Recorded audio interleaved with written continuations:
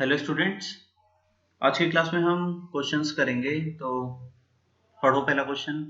Late the opposite angles of a square are 3,4 and -1,1 find the coordinate of remaining angular points.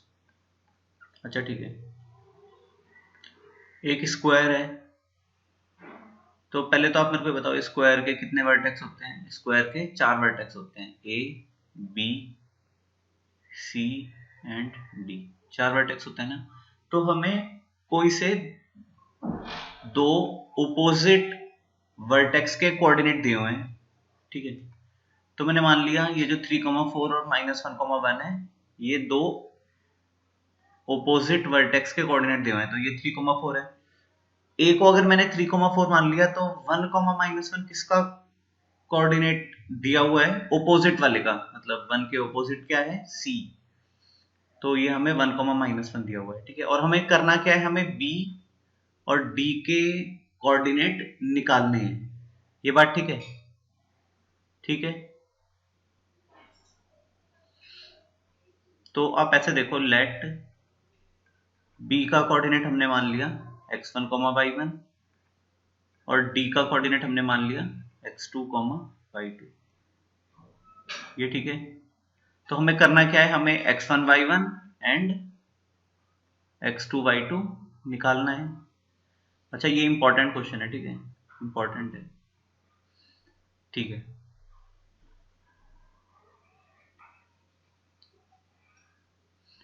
सबसे पहले तो आप ऐसे देखो कि ये ABCD एक स्क्वायर है। तो AB BC के बराबर होगा या नहीं होगा? AB वाली साइड और BC वाली साइड, दोनों साइड बराबर होगी। तो AB वाली side will be equal to BC वाली साइड।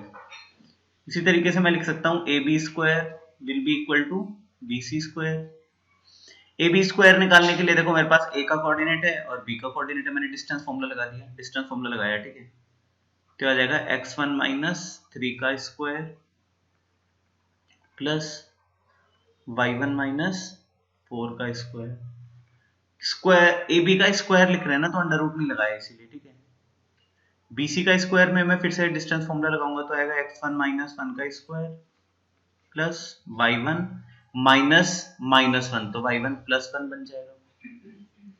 अब यहां से देखो, इस होल स्क्वायर को ओपन करेंगे तो आ जाएगा +9 - 6x1 plus y1 square plus 16 - 8y1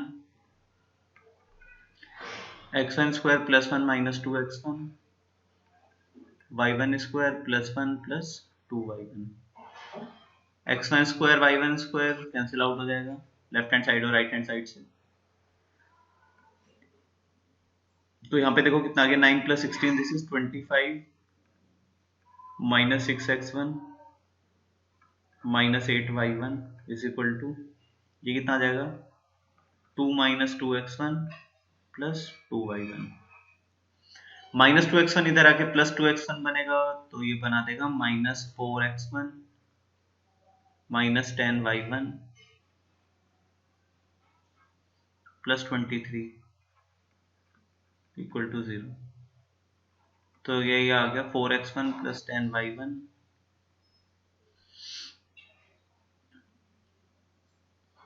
equal to 23। ये ठीक है, ये मेरी पहली इक्वेशन आ गई,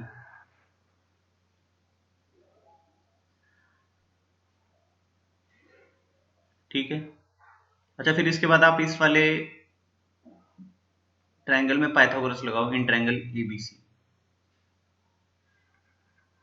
इन ट्रायंगल ABC पाइथागोरस अगर मैं लगाता हूं तो मैं लिखूंगा AB square plus BC square is equal to AC का स्क्वायर।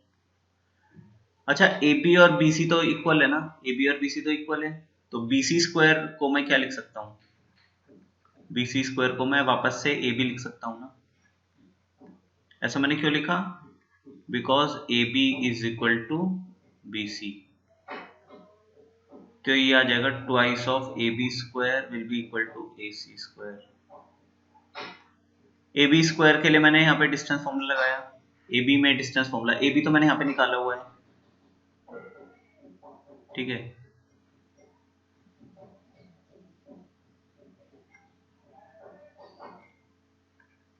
x1 माइनस 3 का स्क्वायर प्लस y1 माइनस 4 का स्क्वायर। AC, अब मेरे पास a का कोऑर्डिनेट भी है, c का कोऑर्डिनेट भी है। AC स्क्वायर के लिए डिस्टेंस फॉर्मूला लगा दिया तो आ जाएगा 3 माइनस 1 का स्क्वायर, 3 माइनस 1 का स्क्वायर प्लस 4 माइनस माइनस 1, तो 4 प्लस 1 का स्क्वायर। ठीक है, तो यहाँ पे देखो कितना आ जाएगा, x1 square plus 9 minus 6x1 plus y1 square plus 16 minus 8y1 is equal to, ये कितना आ जाएगा, 3 माइनस 1 इज 2 का square is 4 and 25, this is 29। यहाँ तक ठीक है, और ये जो 2 यहाँ पे था इसको मैं यहाँ पे डिवाइड में ले, तो देखो ये आ गया x1 square plus y1 square minus 6x1 minus 8y1, क्या जाएगा 25, 16 प्लस 9 इज 25, तो minus 25, x1 square plus y1 square minus 6x1 minus 8y1, ये कितना जाएगा, इसको बताओ, ये आ जाएगा माइनस 21/2। ठीक है, ये आ जाएगा x1 square plus y1 square minus 6x1 minus 8y1 plus 21/2 is equal to 0। ये सेकंड इक्वेशन आ गई, और ये हमारे पास है फर्स्ट इक्वेशन। अच्छा, आप एक काम करो, यहाँ से y1 का वैल्यू मैं क्या लिख सकता हूँ, y1 का वैल्यू मैं लिखूंगा 23 माइनस 4x1/10। ठीक है, इसका मैंने थर्ड इक्वेशन बोल दिया। तो y1 का वैल्यू उठा के अब मैं यहाँ पे पुट करूंगा, putting value of y1 in equation number 2 from equation number 3। y1 का वैल्यू उठा के पुट किया, देखो यहाँ पे मिलेगा 23 माइनस 4x1/10, 23 माइनस 4x1/10 का square, x1 square minus 6x1 minus 8y1, y1 की वजह मैं क्या पुट करूंगा, 23 minus 4x1/10 plus 21/2 is equal to 0। अब इसको फैक्टर बना लिए तो फैक्टर आ जाएंगे minus 18x1 plus 2x1 minus 9।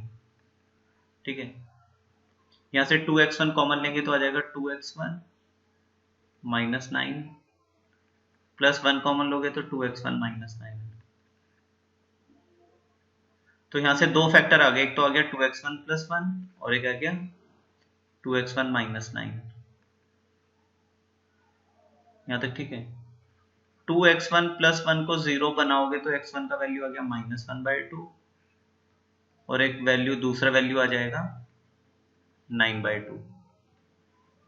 यहाँ तक ठीक है। आगे आप ऐसे देखो, इफ जब x1 का वैल्यू हमने x1 का वैल्यू अगर माइनस 1/2 लिया तो y1 मैंने क्या निकाला था, y1 हमने पहले निकाला था ना 23 माइनस 4x1/10, 23 माइनस 4x1/10। तो यहां से देखो y1 का वैल्यू कितना आ जाएगा, माइनस 1/2 तो ये आ जाएगा 25/10, तो आंसर आ जाएगा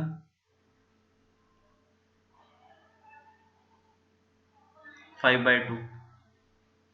ठीक है, तो x1 कॉमा y1 का पहला वैल्यू क्या आ गया हमारा, माइनस 1/2 डालने पे क्या आया, x1 का वैल्यू अगर माइनस 1/2 है तो y1 का वैल्यू आ गया, ये आ गया। ठीक है, इसी तरीके से आप सेकंड केस देखो, इफ x1 का दूसरा वैल्यू हमने 9/2 निकाला है तो y1 देखो, y1 का वैल्यू हम यहाँ पे 23 माइनस 4x1/10, यहाँ पे x1 का वैल्यू पुट करेंगे, y1 निकालेंगे तो कितना आ जाएगा 23 माइनस 16/10, तो y1 आ जाएगा 7/2। तो x1 y1 की दूसरी वैल्यू क्या आ गई,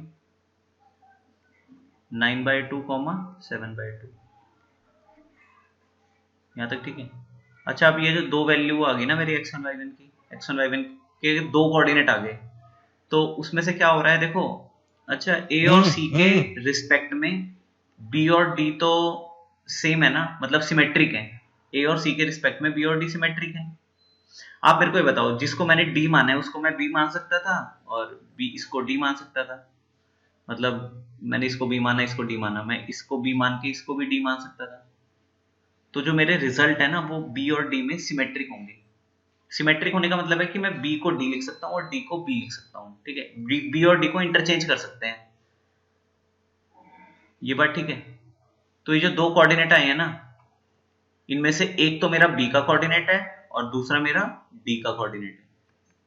ये दोनों बी और डी के कोऑर्डिनेट निकल आए। किसी को भी बी बोल दो, किसी को भी डी बोल दो, वो मैटर नहीं करता। किसी को भी बी मान लो, आप बताओ किसको मानना है बी। या तो दो आ गए ना, किसी भी एक को बी बोल दो, तो मैंने -1/2, 5/2 को बी बोल दिया और दूसरे वाला जो आया उसको मैंने डी बोल दिया। ऐसा क्यों क्यों किया हमने? क्योंकि बी और डी के जो कोऑर्डिनेट है वो आपस में इंटरचेंजेबल है। बी को मैं डी बोल सकता हूँ, डी को मैं बी बोल सकता हूँ, ठीक है।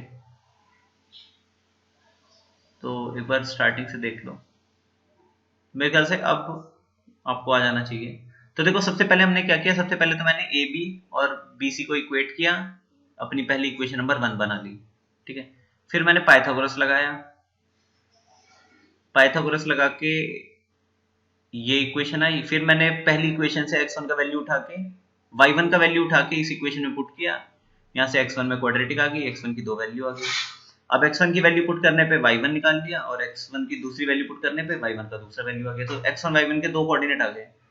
अब उनमें से एक तो मेरा b कोऑर्डिनेट आ गया और दूसरा मेरा d कोऑर्डिनेट आ गया। अच्छा, अब कुछ बच्चे ये बोलेंगे कि d का कोऑर्डिनेट तो x2 y2 माना था और b का कोऑर्डिनेट x1 y1 माना था। तो यही बात मैंने अभी बताई है कि आप एक काम ये भी कर सकते हो कि d को मतलब b को x1 y1 माना है ना, आप d को x1 y1 मान लो, b को x2 y2 मान लो, इंटरचेंजेबल है। तो b के जो दो कोऑर्डिनेट आए हैं उनमें से एक b है और दूसरा d है, ये बात ठीक है।